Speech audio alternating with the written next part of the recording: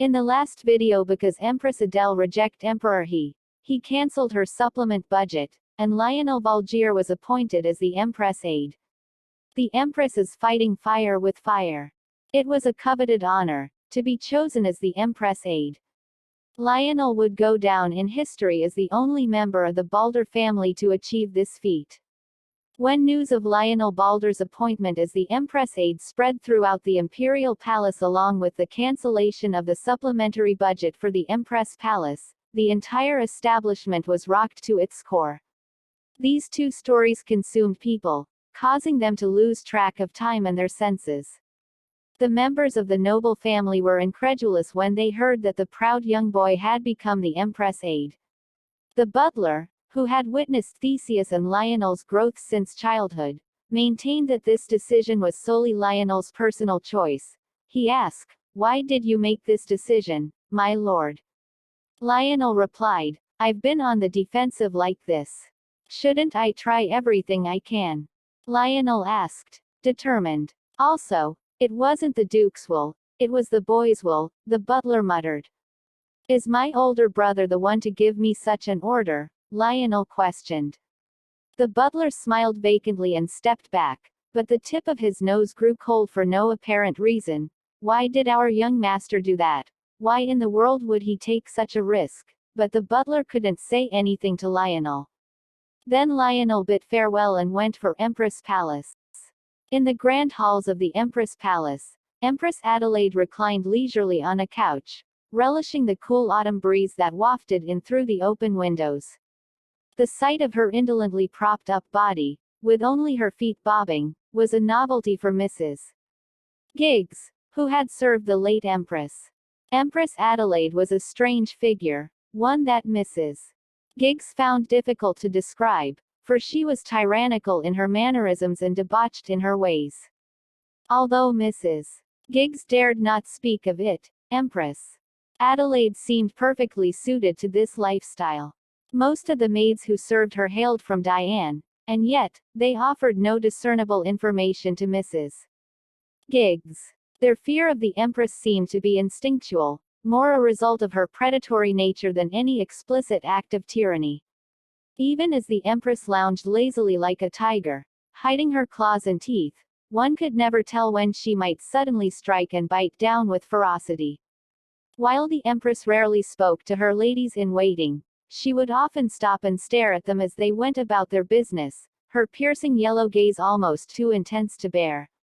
Observing the Empress's face, Mrs. Giggs could not help but wonder if a wild beast had truly transformed into a human. Suddenly, the Empress spoke up, breaking the silence that had settled over the room. "She's watching us," she remarked, causing Adele to startle. "I think you'll find out what to say to the princess, Mrs. Giggs responded, her voice betraying her fear. Adele looked sideways at the ladies-in-waiting who kept a watchful eye on her and then closed her eyes, realizing how difficult it was to maintain her composure under such scrutiny. "Have there been fewer visitors to the Ivory Palace lately?" Empress Adelaide queried, catching Mrs.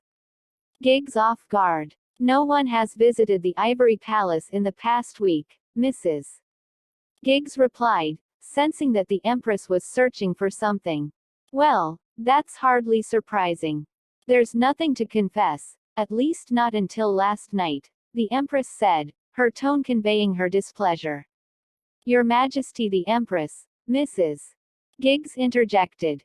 "It's not the right time to argue with His Majesty the Emperor.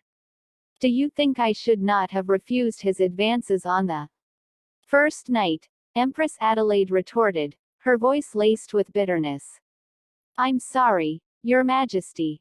But you know that it was inevitable. Furthermore, the consequences may rebound onto you," Mrs. Giggs responded, trying to placate the Empress. "Then Empress Adele, lady-in-waiting, inform her that the Lord Lionel Valgier has arrived." Lionel had arrived after being summoned by the Empress. He greets her. "Good morning, Her Majesty." "Welcome, I've been awaiting your arrival, Lionel," she said, her smile captivating the maids, who could only gawk in response. Even Lionel, who knew full well of her amicable demeanor, found himself catching his breath in response to the warm, friendly tone that now pierced his ears. Bowing respectfully, he managed to compose himself. "Your Majesty the Empress," he said in a calm voice, before inquiring about refreshments. The maids, with great caution, asked whether they should provide them, to which Adele, glancing toward Lionel, replied nonchalantly, "I'll have tea." The ladies in waiting bowed politely, then exited the room, their glances surreptitiously flitting between the two. Before long, wordless rumors would likely be spreading like wildfire. Once alone, with only the two of them in the room, the Empress crossed her arms and spoke. "Soon, a rumor will spread throughout the Empress Palace. Everyone will say that the Empress and her aide are so affectionate. I really you. Of course, I mean as an aide. Let's get along well from now on, Lionel." He replied, "Yes, Your Majesty." She continued, "It isn't easy for me either there. Dropping all formalities and pretending to be close. Since I'm putting in this much effort, you should reciprocate with longer answers. It'd be bad if there's a rumor about the Empress trying to woo Lionel Valgier one-sidedly." Lionel paused for a moment then spoke. "I am looking forward to your kind cooperation, Your Majesty. I will my best, so you won't regret choosing me." Empress Adele giggles and spoke while giggling. "Nice, I will make sure to remember your words," she muttered. It's fun to tease him. Lionel blushes and thought, why do I feel that she was just teasing me? She present him some sweet and asked to try them. She spoke. "I heard these are the most delicious in Egmont." He looked at her and spoke. "You don't have to go out of your way to do this." She replied, "What's so hard about offering some refreshments?" She replied, "I've always been like this. It's just that I haven't found time to do it here." Lionel had half expected her to be incensed and indignant, yet she remained calm and composed. Nonetheless, she must have been seething inwardly, he thought. Tensing up once more, Lionel refused to let his guard down in the face of her seemingly insolent demeanor. Meanwhile, Adele, having lifted her own teacup, gazed intently at Lionel through the rising steam, her exquisitely beautiful face.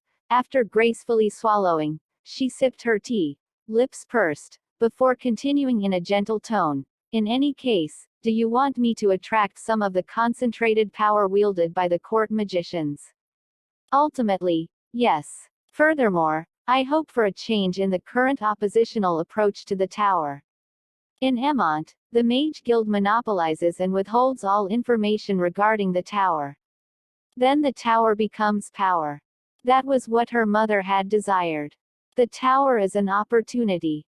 A golden opportunity to wield divine authority instead of imperial authority. If I can use this power wisely, can I not become an emperor? No, the entire royal family can become gods. They monopolize and withhold information and even dictate the necessary structures according to their own whims. It is not surprising that the magicians possess the power of life and death.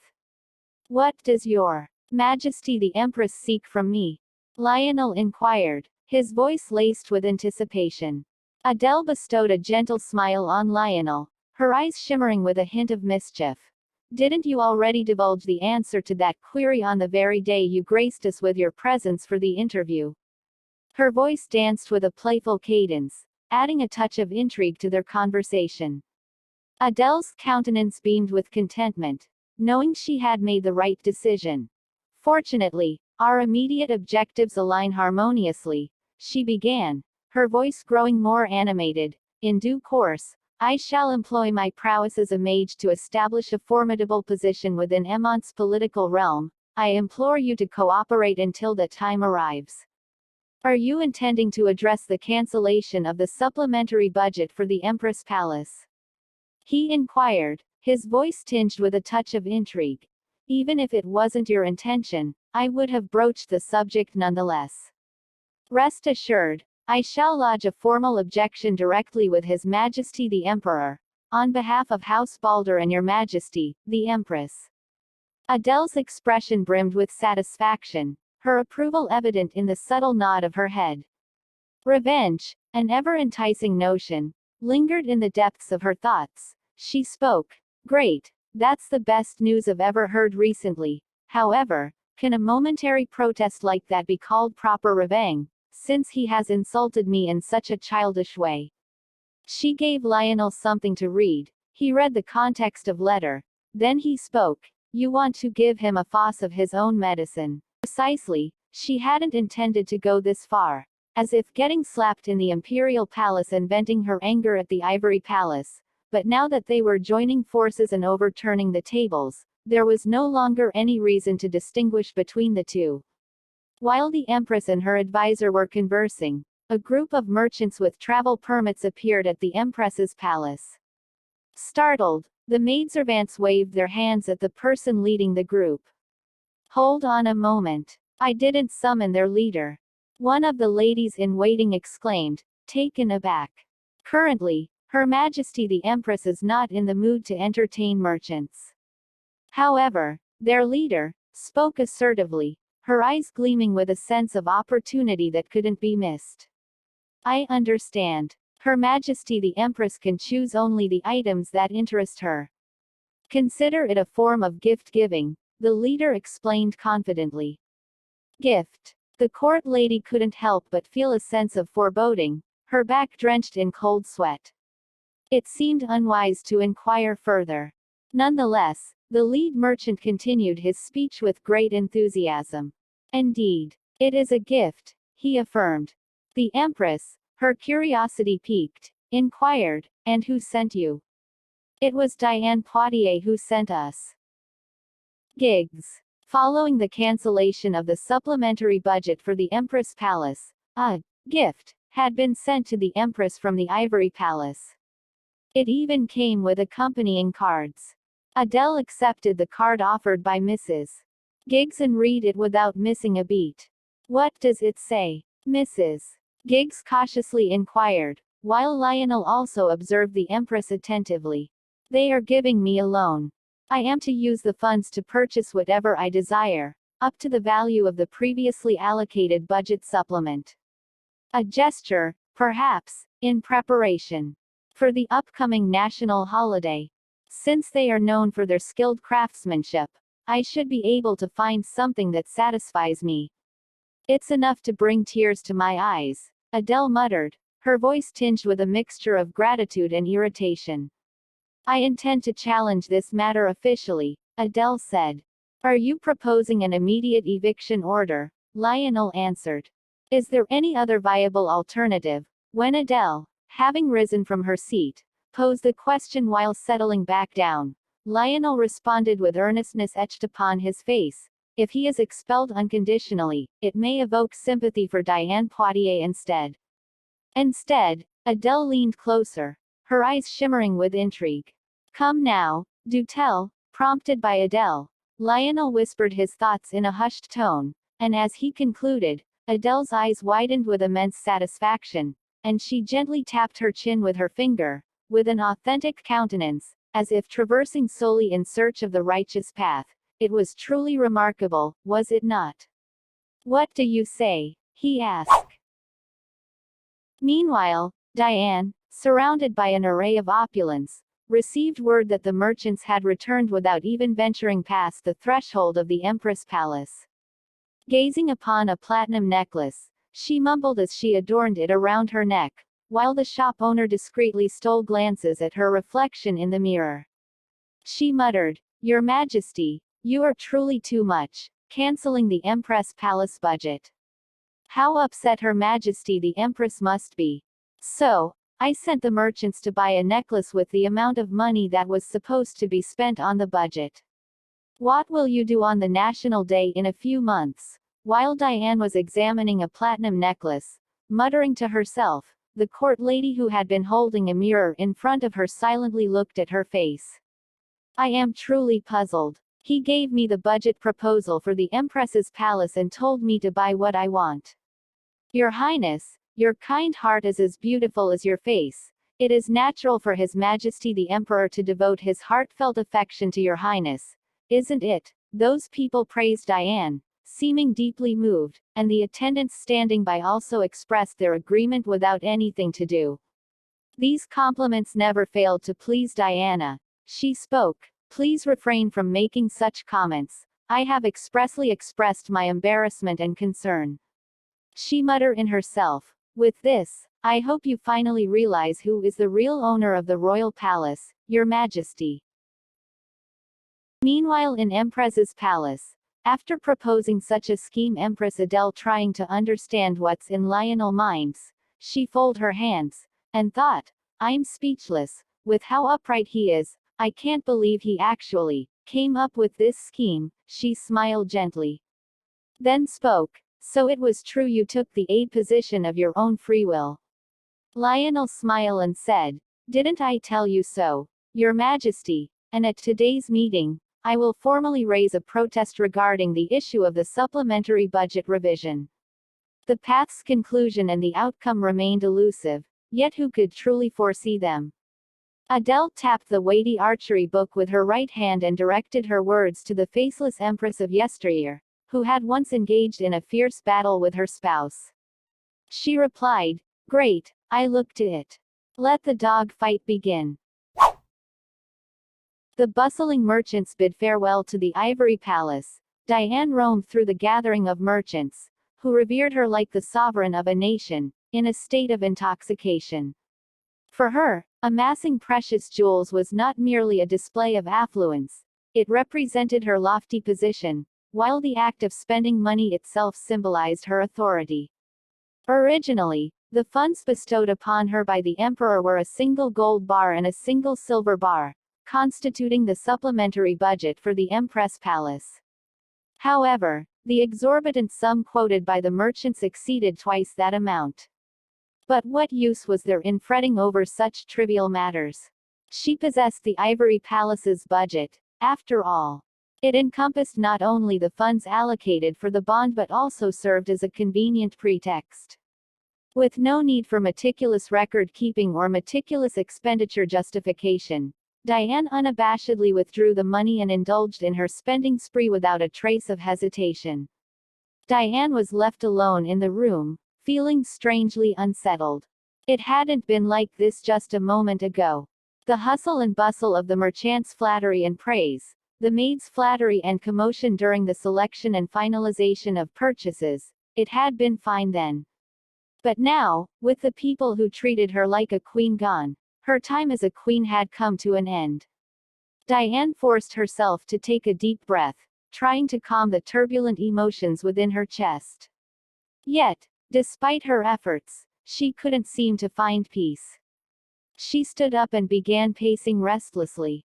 The emperor had come last night, unexpectedly, and disappeared just as abruptly.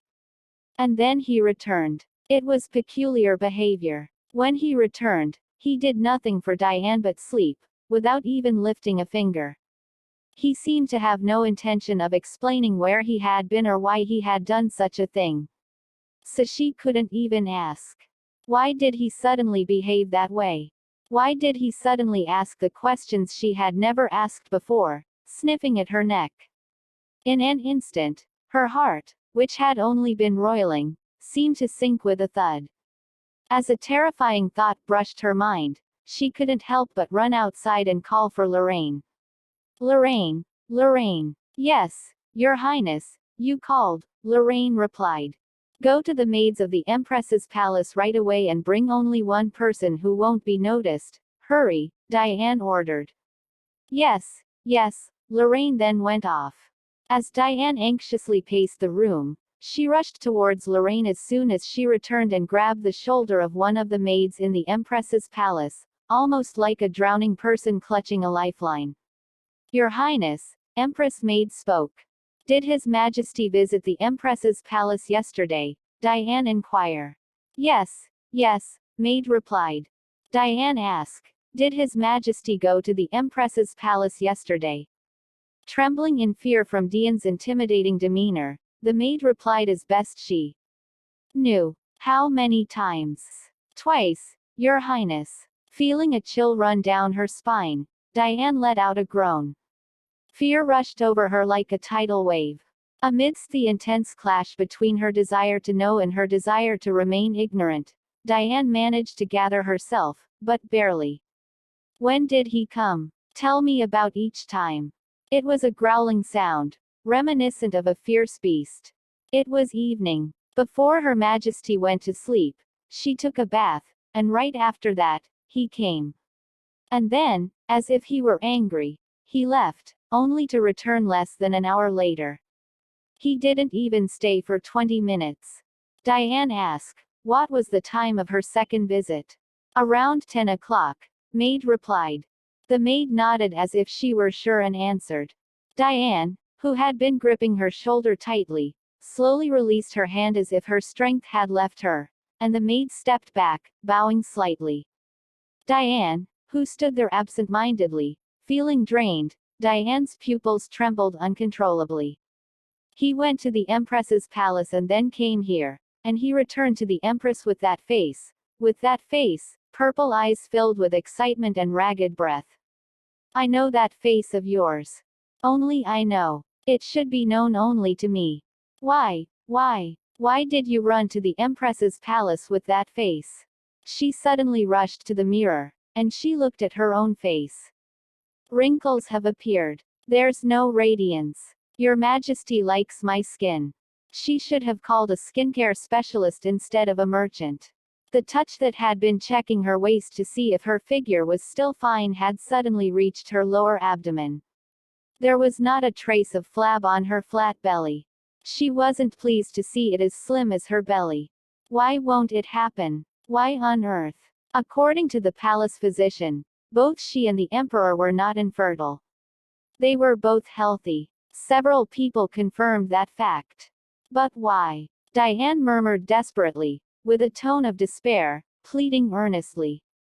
Crying without even realizing it, pouring out her whole heart. Please let a child be conceived. Save me. Meanwhile, at the Empress's palace, Mrs. Giggs informed Empress, one of the Ivory Palace maids took a handmaiden with her. Empress replied, she must be curious about something. What should we do? Mrs. Giggs asked. Adele, who had been moving her pen without pause, stopped her hand and looked up at the question. Mrs. Giggs, who had been assisting her in writing orders, calmly faced her with a cold expression. Mrs. Giggs said, should we recruit new maids? Empress asked, do you know anyone suitable? Mrs. Giggs replied, I will search for trustworthy individuals. If she asked, Lady Giggs would swiftly arrange everything. However, Adele couldn't easily give her permission. Her mouth felt rough, as if she had swallowed gravel. Could she completely trust anyone she called? It would be better to rely on those who knew whose puppets they were. Empress said, no, it's fine. If we expose this, there will be quite a commotion for a while. So, let's put that issue aside for now. After all, you are the one who takes care of my affairs, so whatever the maids report to Diane won't be of great importance. Mrs. Giggs replied, yes, I understand. Empress Adele spoke. Let's continue with what we were doing. To think that my first decree as Empress would be like this.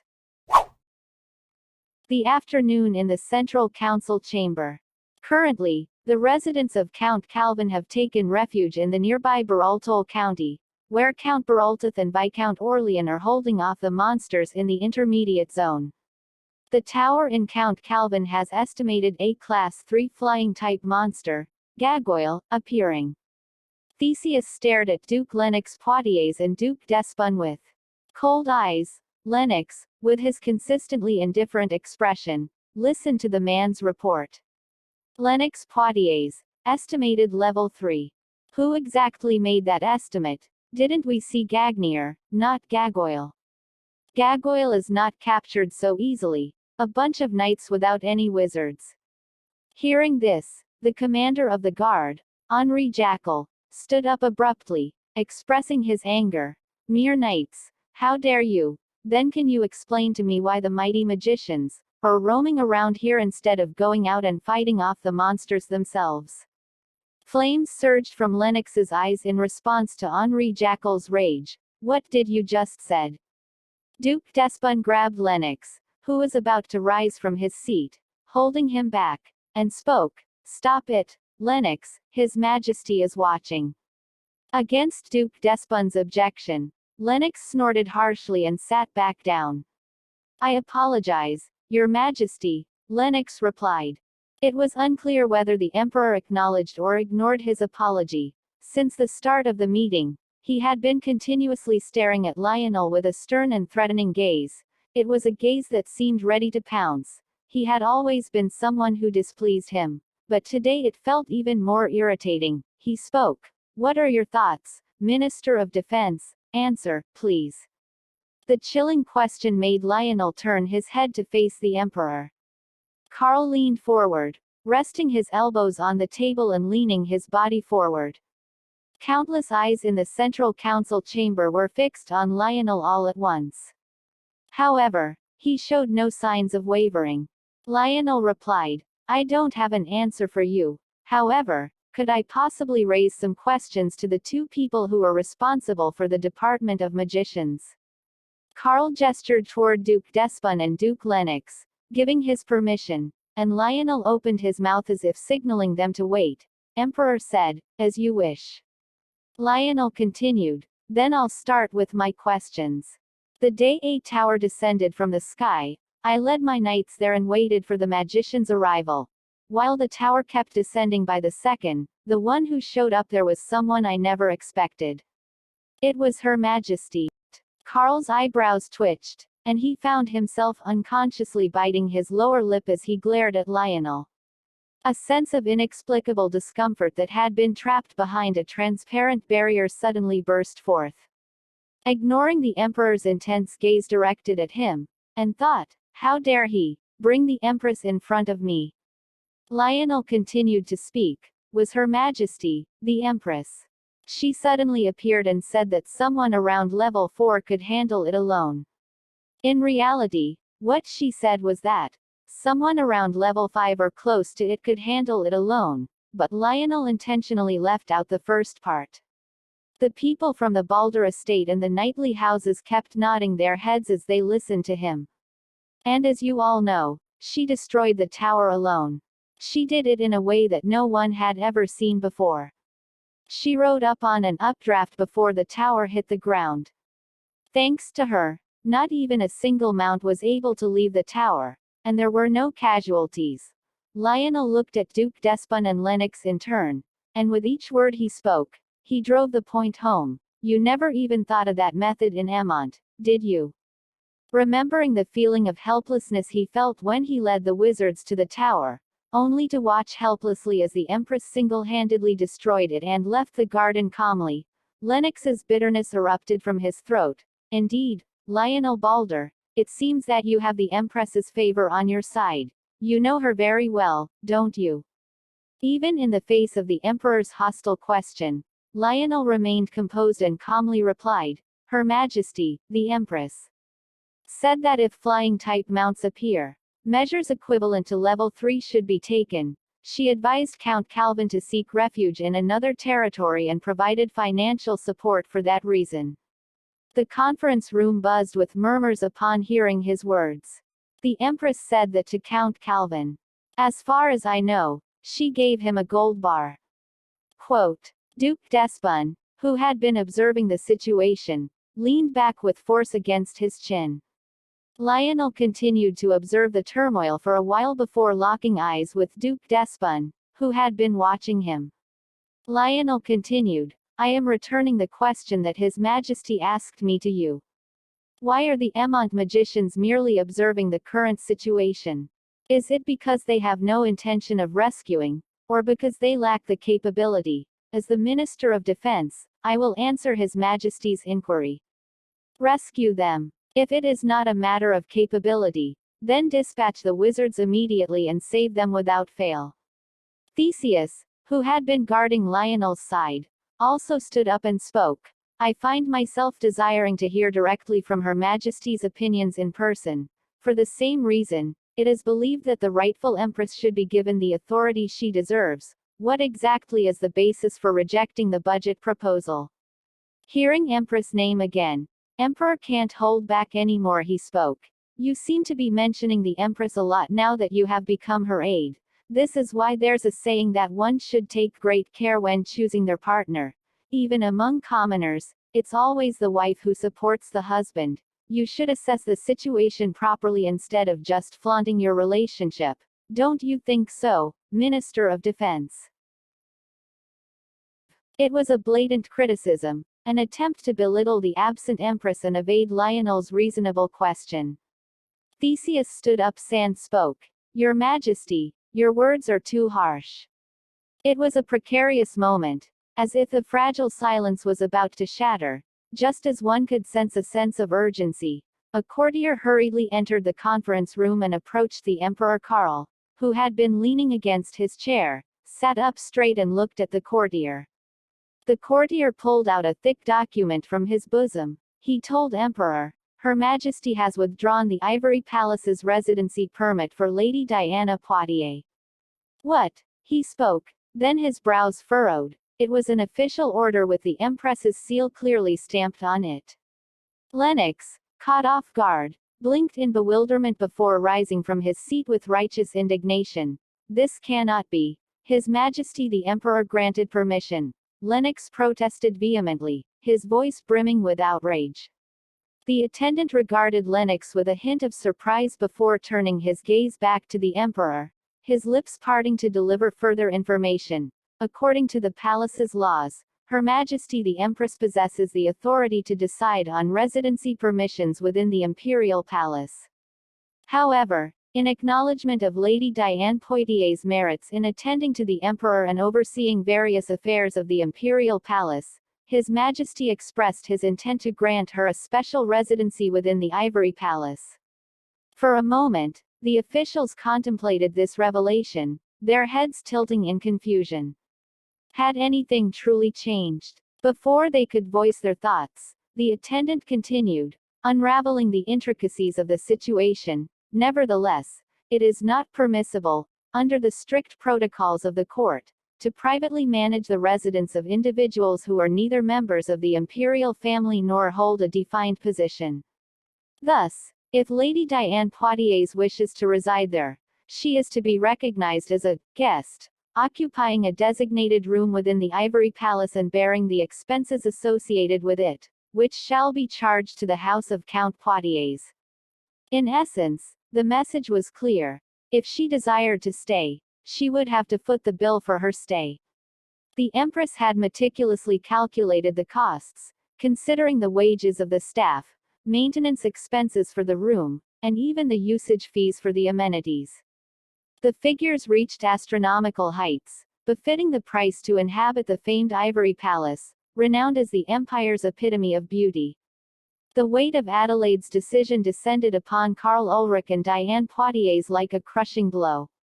Enraged, the Emperor sprang to his feet and forcefully exited the meeting room, his actions a display of frustration and anger. Lennox, who clung desperately to the hapless attendant, unleashed his fury before trailing after his sovereign. Meanwhile, the majority of the senior officials busied themselves with discreet whispers, their faces alight with amusement. To them, observing the turmoil within someone else's household proved to be the most entertaining spectacle. From their perspective, the Empress's edict appeared, in principle, eminently reasonable. Indeed, this is the truth, one official murmured, acknowledging the validity of the decision. It is indeed the case, Lionel began, his voice barely above a whisper, as the commotion unfolded around them. Her Majesty the Empress possesses considerable resources. She is willing to grant a residence permit, but she expects compensation in return. Theseus leaned closer to Lionel, his tone hushed, and asking rent in exchange for staying at the Ivory Palace. Lionel, it definitely was your idea, wasn't it? Lionel smiled and spoke. Seems like my big brother knows me well. Theseus sighed, and muttered, this cunning guy, he intentionally caused a problem just big enough to be within their powers to resolve. I can't really scold him for it. Lionel leaned in close to Theseus and spoke softly, there's something I need to tell you, brother. Theseus responded, his voice tinged with concern. Did something happen? Meanwhile, at that very moment, the grand doors of the Empress's palace swung open with a resounding bang. Who dared to fling wide the imposing gates of the Emont Empire's Empress Palace with such audacity? Startled, the ladies-in-waiting hurriedly emerged, their heads bowed in fear. The Emperor strode past them, his presence akin to a gust of wind. At that precise instant, a figure materialized on the second-floor staircase. Karl, poised to ascend, halted abruptly. The two locked eyes, positioned as adversaries on opposite ends of the staircase. Clad in a black robe, the Empress revealed a pair of sturdy boots beneath her garb, eschewing the customary courtly footwear. The ladies-in-waiting swiftly sidestepped, seeking refuge from the brewing tension.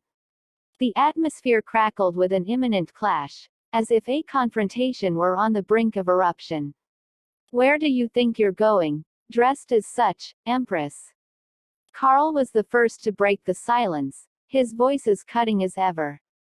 Adele descended the stairs deliberately, inching closer to him.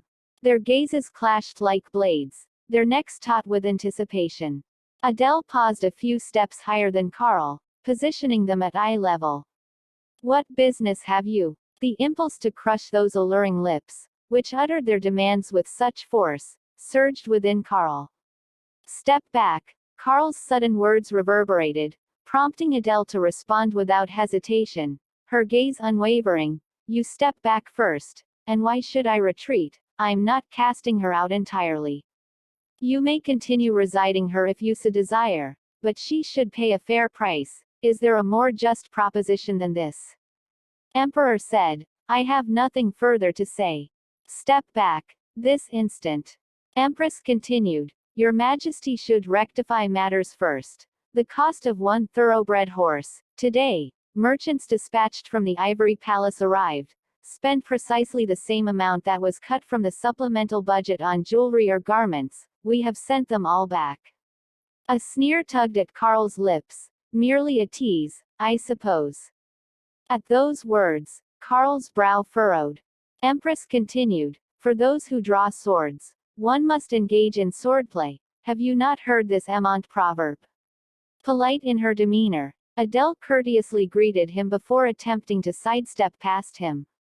Or so she intended. Karl seized her shoulders, spinning her around as he growled, his tone menacing. Shouts, Didn't I inquire about your destination? Meeting his intense gaze head-on, Adele responded with calm composure. I shall go incognito, Adele declared. Secretly, Karl inquired. She continued, According to Article 14, Paragraph 2 of the Palace Law, the Empress has the right to venture out incognito without the Emperor's permission, and she may keep her whereabouts and purpose undisclosed. Emperor replied, Seems you have memorized all the damn regulations. With calm demeanor she continued, What else could I have done? At least we won't need a budget for an extravagant horse. Let us depart now. Adele shrugged off the Emperor's hand that grasped her shoulder and straightened her attire. She continued, I wish to witness the lives of the common people of Emont. Seeing it firsthand will grant me a better understanding than merely hearing about it. She took a step back and spoke resolutely. It will likely take 3 or 4 days. It was an announcement. The Empress possessed that right, and Karl had no means to compel Adele to turn back and walk away. Her dark tresses swayed gracefully, and with each movement, it seemed that Karl himself was shaken. He yearned to have a leash around that woman's neck, to grasp it firmly. He longed to intimidate her, demanding where she dared to go without permission. If only he could employ force and threats to make her regret her actions. What would I do if she simply continued on her way? But he remained silent, for he had not granted her any permission as her emperor. With nothing but his own name, the Empress had nothing to lose. Balder, the coachman of the Balder estate, was a man of great pride as a member of the Balder family. He knew the Empress would route a carriage, so naturally, he was very nervous. Upon the Empress's arrival, He greeted her and opened the door, and she stepped inside the carriage and waited for Balder brothers. The coachman rushed toward the two with eager strides. Surprised by the coachman's unusual expression, Theseus nodded his head and took a confident step forward and spoke. "Is our honored guest in the carriage?" "Yes, indeed," coachman replied. Theseus nodded and strode ahead, and spoke. "Behave as if nothing happened." As his taller brother brushed past him, giving him a warning, the coachman quickly smoothed his face with his hands and held his breath. In no time, he returned to his usual demeanor and promptly returned to his position. As the two entered the carriage, the person inside, wrapped in a robe from head to toe, slowly turned their head. In the evening light, a secret exchange took place, wrapped in mystery. Adele, wearing a hood to hide her face, looked briefly at Lionel's brother, who sat across from her. She smiled slightly and apologized for taking an unattended carriage earlier. "Sorry for taking the carriage without permission," she said. She then removed her hood and greeted him politely. "Hello, Lord Balder." Although the Empress seemed calm and relaxed, Adele could sense that she was troubled. Adele hid her own worries well, not showing any signs of unrest. She knew she needed the approval of Theseus, her brother, for her kind act toward Lionel. Adele had packed her things carefully, expecting Lionel to call her and confirm Duke Balder's consent. However, during the intense encounter with the Emperor at the Empress place, she impulsively left without gathering her essentials. "I was waiting for the public's approval, to be honest. It's a bit late to admit it now that we're already in this carriage, but I thought it was necessary," Adele said with a kind smile, looking at his brother. "Would it be okay if I took care of your needs for 3 or 4 days?" she asked. Theseus replied without hesitation. "Yes, Her Majesty, it would be my pleasure." The calmness that now surrounded the siblings brought relief to the Empress. Lionel, sitting close to her, found it hard to ignore the Empress's presence in the small carriage, despite her efforts. Theseus, too, seemed unconsciously fascinated by the Empress's graceful appearance. He wondered where she got her perfectly fitting black dress and elegant boots. The Empress leaned against the carriage wall, lost in her own thoughts, her golden eyes constantly scanning. After a moment of contemplation, she asked Adele an unexpected question. "Is this the common standard of living in the capital?" The roads, well-maintained and resplendent, hosted a plethora of immaculate establishments, bustling with activity. Merchants engaged in transactions, children frolicked amidst the crowd, and passers-by, adorned in meticulously tailored attire, added to the visual symphony. Though the edifices lacked the grandiosity of Leviathan's spine, they were impeccably maintained, free of any signs of dilapidation, and adorned with delicate floral arrangements. Not a trace of filth marred the thoroughfares, and destitution seemed an unfamiliar concept. Adele regarded this panorama with rapt attention, her eyes drinking in the scene before her.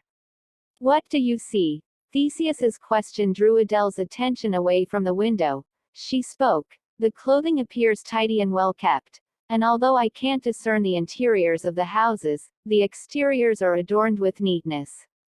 It seems that one can lead a decent life here, so I would consider it a middle-class neighborhood, even though it may not be entirely normal for commoners.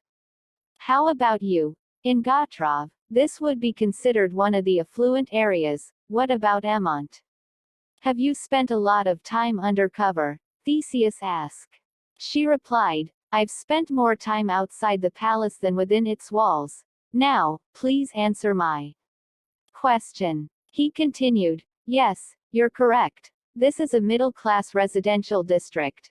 Just around 10 minutes north, there's a sprawling slum that stretches across a small river." Adele locked eyes with Theseus. He continued, "In the end, those who lost their hometowns due to the tower have nowhere else to go but these slums. They're springing up and expanding across most territories, including the capital. May I ask why you summoned Count Calvin?" The carriage sped onward, entering the shade of the arboretum. The autumn sun cast long shadows through the towering trees, enveloping the interior of the carriage in darkness. She spoke. It was the least humans could do for their own kind. He might not have been of much assistance, but I wanted to extend some aid. This response ignited the Emperor's fury. Did you engage in any rescue operations while you were in Gatrov? Lionel asked. He was certain she had. The Empress had undoubtedly been more resolute in demolishing the tower than anyone else. The manner in which she obliterated the tower was an achievement even skilled individuals couldn't replicate. As if confirming Lionel's assumptions, the Empress slowly nodded. However, what she uttered next caught the Balder brothers off guard. She told them, I was the founder and commander of the Gatrov Tower Counter Headquarters. Her words struck them like a sudden blow to the stomach. That was the case until 6 months ago. She recalled dashing across the treacherous mountains of Gatrov, heading towards the spot where the tower had collapsed. The thought of annihilating the tower before it touched the ground, preventing demonic creatures from emerging and ravaging the land, this notion propelled her onward. Her comrades were still out there, running towards that very destination. In an instant, the Empress's eyes transformed. A blend of calmness and deep-seated resentment permeated her being. Adele had experienced hardships throughout their journey across the mountains of Gatrov, yet there was a sense of contentment amidst the exhaustion that threatened to consume her entire being. The sight of the crumbling tower fueled a fire within her.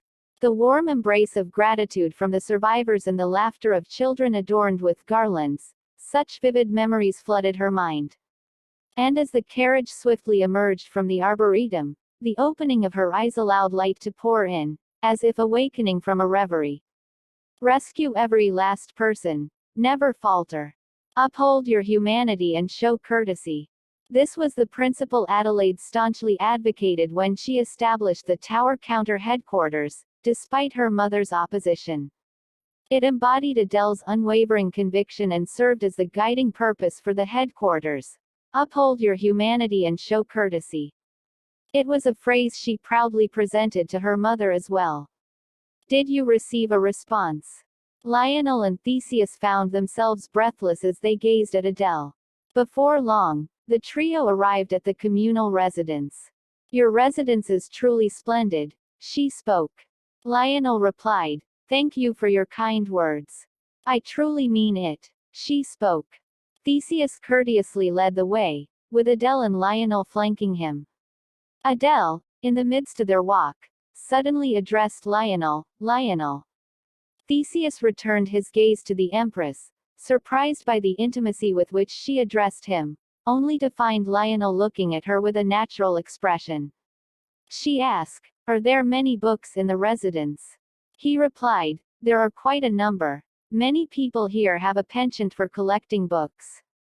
Unfazed by their peculiar conversation, the Duke paid no mind. The ease with which they walked and conversed seemed so natural that Theseus paused, blinking in disbelief. Whoa, did Her Majesty just call Lionel by his name, while also dropping formal speech with him? They're also being friendly. Do you really plan on becoming her paramour, Lionel Valgier? She continued, oh, then there must be a dedicated library. Lionel replied, would you like to visit the library? She told him, in the Imperial Palace, there is a library I never had the chance to explore due to the circumstances. Could you recommend some books? Lionel suggested, if you let me know your preferences, I can offer recommendations based on my knowledge. Oh, but I suppose we would require permission from the library's owner. Adele came to a halt and located the landlord. Taking a few steps back, she noticed Theseus also stopping, realizing that her actions towards Lionel were now apparent to her Duke. She felt like a miscreant, someone who had played tricks on the cherished children of another household. No, making excuses like, I'm pretending to be Lionel's lover, but it's impossible to suddenly become a lover with someone I don't even know, was simply unjustifiable. Adele was unusually embarrassed, She said, "Let's talk informally, Duke." Duke Theseus startled. She felt embarrassed when she wanted to suggest, "Let's talk informally." Her jaw clenched, and she could feel her ears turning red. When had she ever made such a mistake? The Empress, standing silently and blinking, finally looked her age. Theseus understood what was happening when he saw Adele's confused face.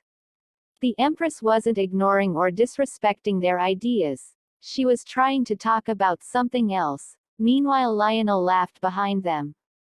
He changed the topic of conversation to help her. "The library is on the second floor of the annex.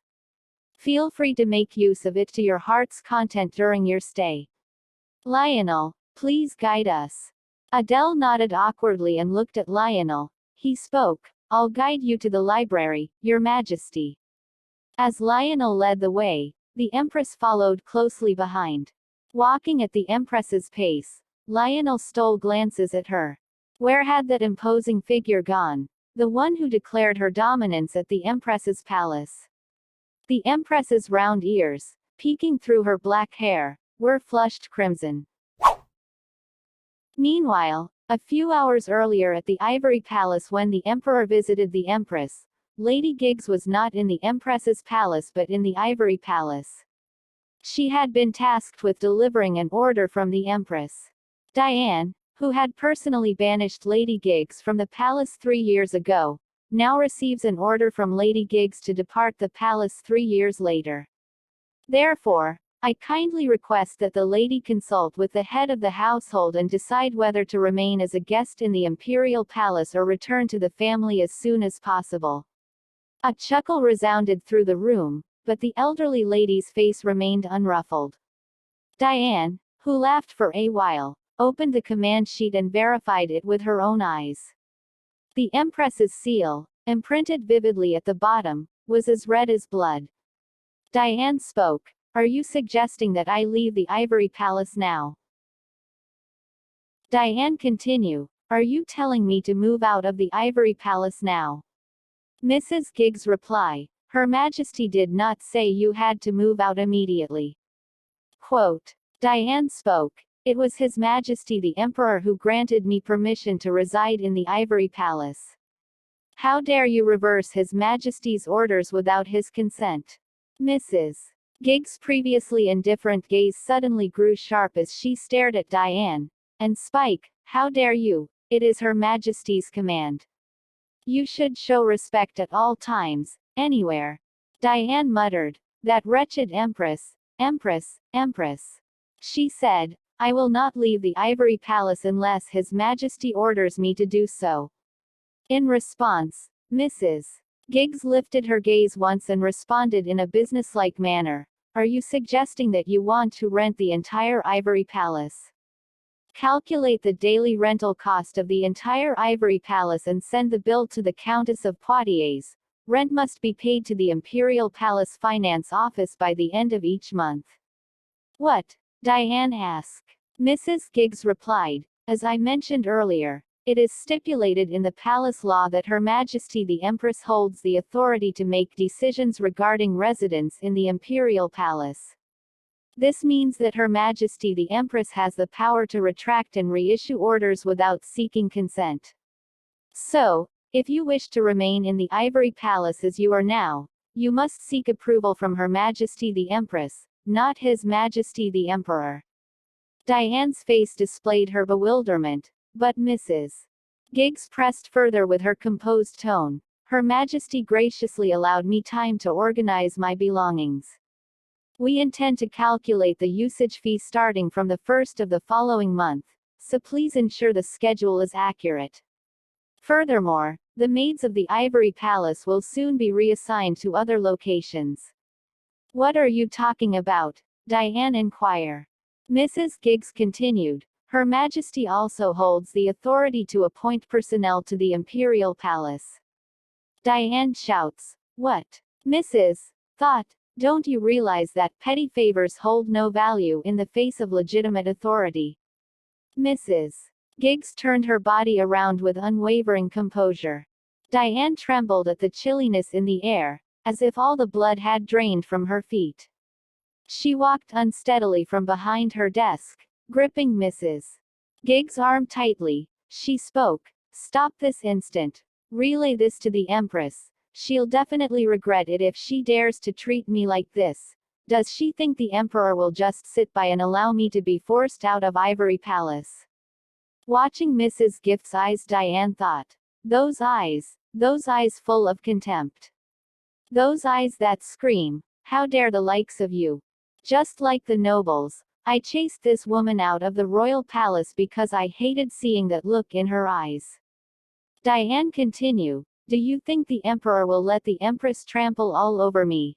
He won't. He definitely won't let that happen to me. You know very well the reason why he won't, don't you? Mrs. Giggs then opened her mouth and spoke. Wrinkles had formed around their eyes and mouths. In the time they hadn't seen each other, they would probably increase over time, with a face that had thin skin, prone to wrinkling easily. Lady Giggs leaned toward Diane, whispering into her frozen ear, I know what you're trying to use as a weapon to cling to His Majesty's side. Yes, you certainly resemble her, it reminds me of her. Diane shouts. Stop playing with your snake-like tongue. Shut up.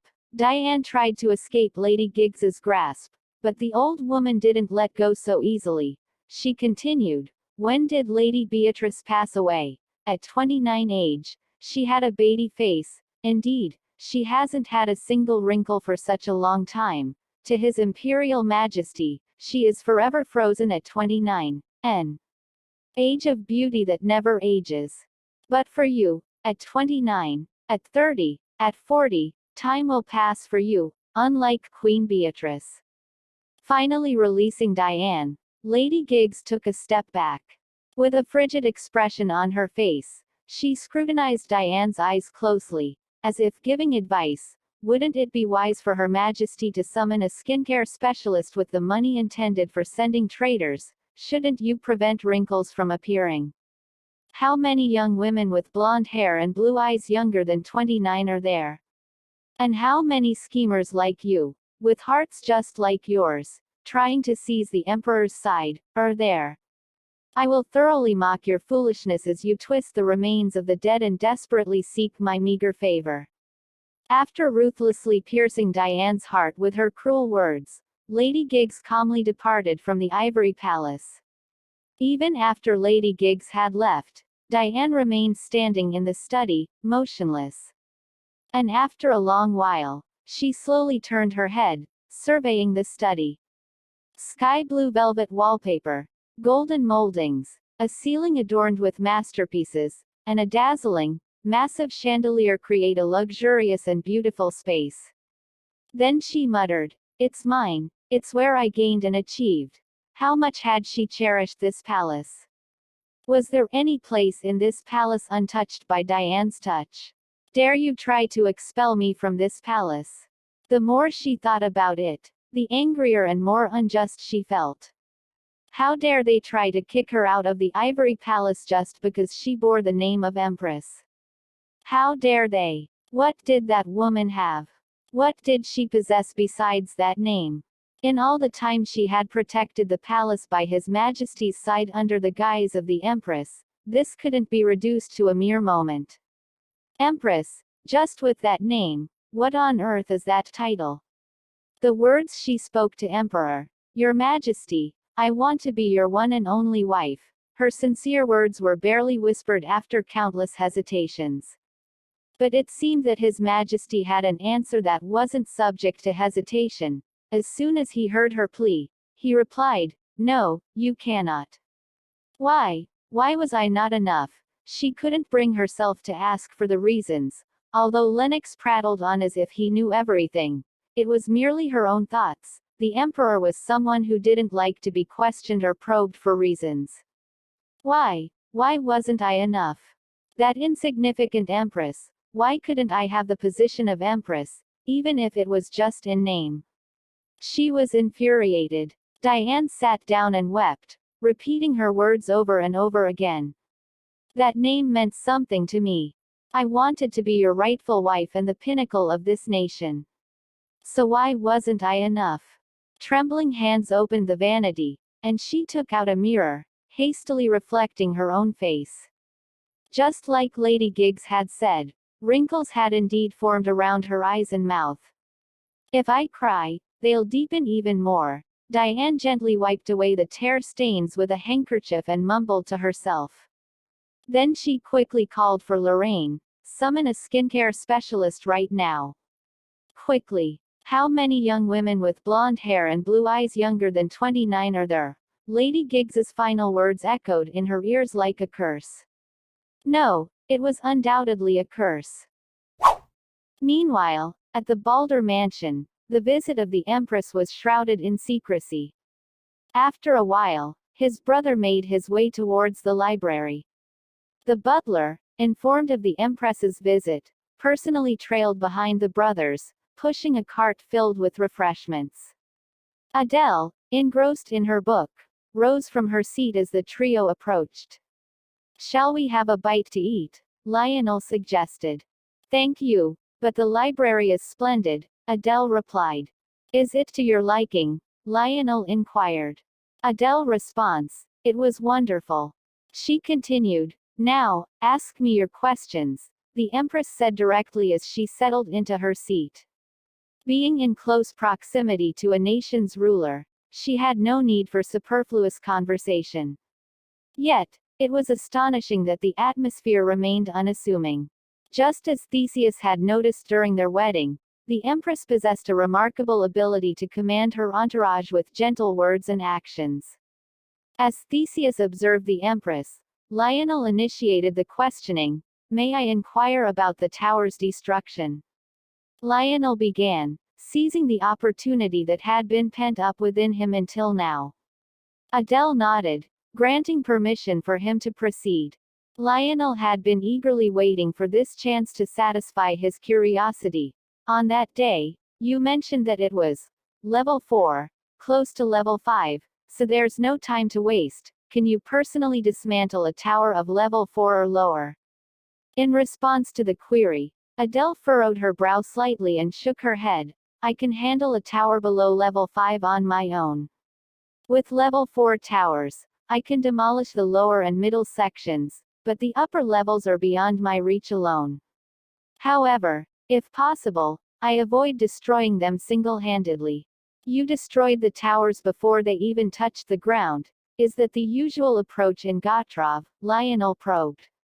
Adele continued, it happened by chance around 5 years ago. Since then, the foremost rule of tower destruction is to dismantle them before they make contact with the ground. Lionel spoke. The extent of the damage is incomparable.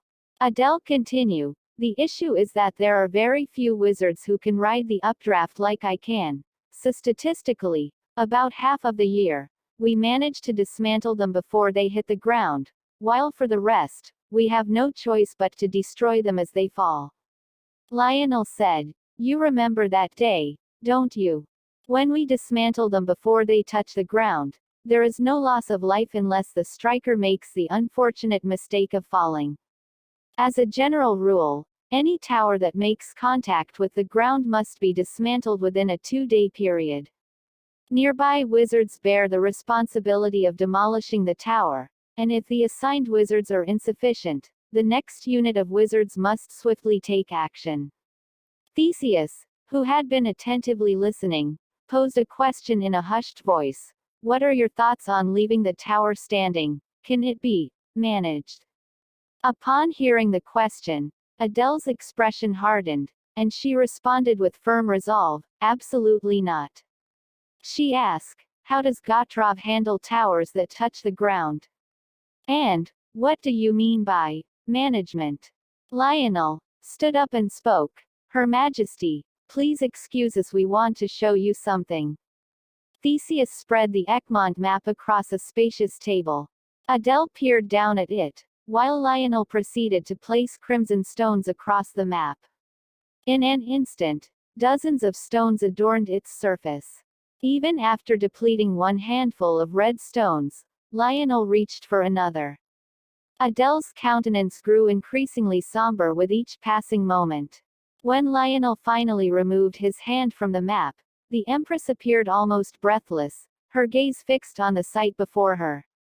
The translucent red stones gleamed and cast shadows, as if drenching the entire map in a macabre crimson hue. She asks, "Are you saying all these red stones represent towers?" Our manhwa ends here, friends. But do you want some spoiler? If yes, then keep watching this video, otherwise you may skip the reason why Diane isn't pregnant. We all have this question, so let me kill your curiosity. It's because the Emperor, he didn't want any child. He only want child from the Empress, because of his bad childhood memories. He always wants to get recognized from former Empress, but because he was illegitimate child, former Empress didn't love him. He always wish her to be his real mother, instead of his half-sane mother. That's why he secretly gives Diane drugs so that she can't bear his child anyhow.